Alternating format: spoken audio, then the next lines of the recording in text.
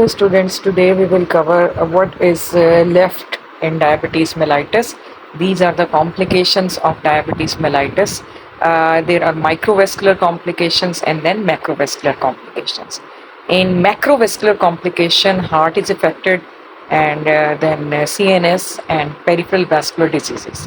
In diabetes mellitus, there are certain changes which accelerates the process of atherosclerosis, that is lipid deposition inside the blood vessels, which is normally occurring in every human being, but in diabetes this process is accelerated.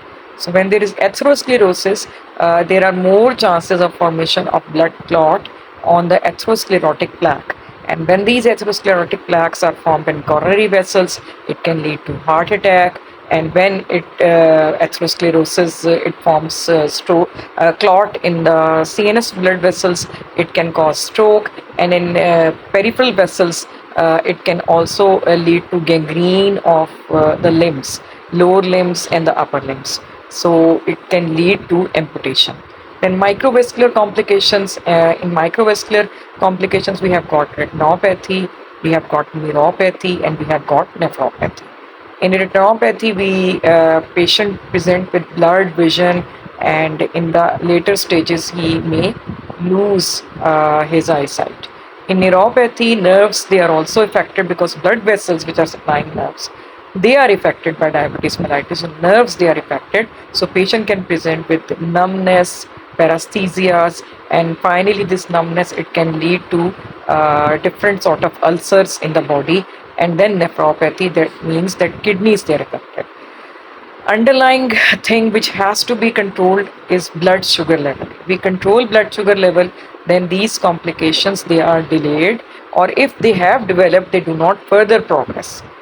Then there is another terminology which we should know, that is multiple endocrine neoplasia. It is of three types, MEN1, MEN2. MEN2 has got two subtypes, MEN2A and MEN2B. So in MEN1, we get three endocrine abnormalities. These, starting from head to downward, is pituitary adenoma, then it is associated with parathyroid hyperplasia, and then different type of pancreatic tumor. So three P's, it is easy to remember three P's, starting from head to down: pituitary, parathyroid, and pancreas. Then MEN2A, here one P which is in the head, it is lost, and then second P is parathyroid hyperplasia and medullary carcinoma of thyroid and pheochromocytoma. Actually, medullary carcinoma of thyroid and pheochromocytoma, they are also present in MEN2B, but other than these two things, patient has got marfanoid body habitus and mucosal neuromas. So three P's, and then two P's, and finally one P. And in 2A and 2B, we have got two things common: medullary carcinoma of thyroid and pheochromocytoma. So you should know that these three things, they can come together in a patient. Then there is another terminology which is autoimmune polyglandular endocrinopathies, APS. There is one APS type 1 and other is APS type 2. Again, there is combination of different endocrine abnormalities.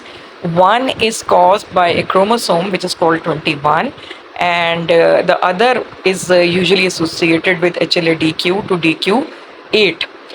In one, we have got candidiasis, but here parathyroid is functioning low, hypoparathyroidism, and Addison's disease. And in type 2, we have got Addison's disease, diabetes, and chronic thyroiditis.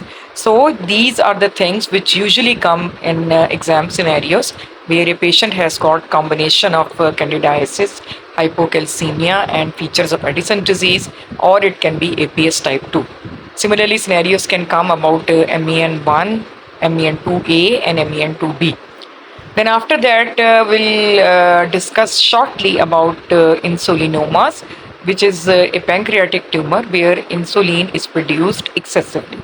And we know that when insulin is produced excessively, it will produce the features of hypoglycemia, that is shaking of hand, fatigue, loss of focus, and trembling.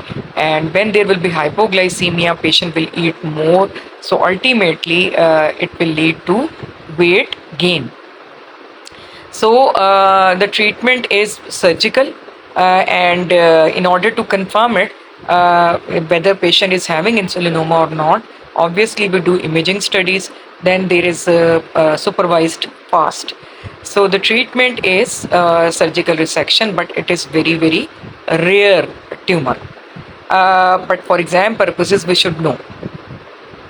Then the last topic, which I think is important for you, is diabetes in pregnancy. When diabetes it develops in pregnancy, we can only treat it with insulin, because rest of the drugs, they are teratogenic.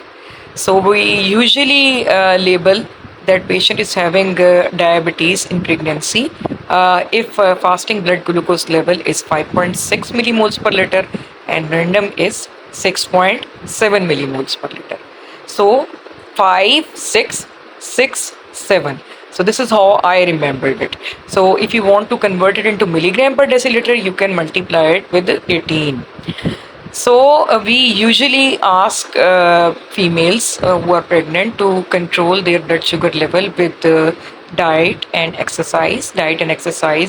And they are totally allowed in pregnancy. So if a patient's blood sugar is not controlled by these dietary measures or lifestyle modification, we start in these patients with metformin. Metformin is safe in patients, pregnant females.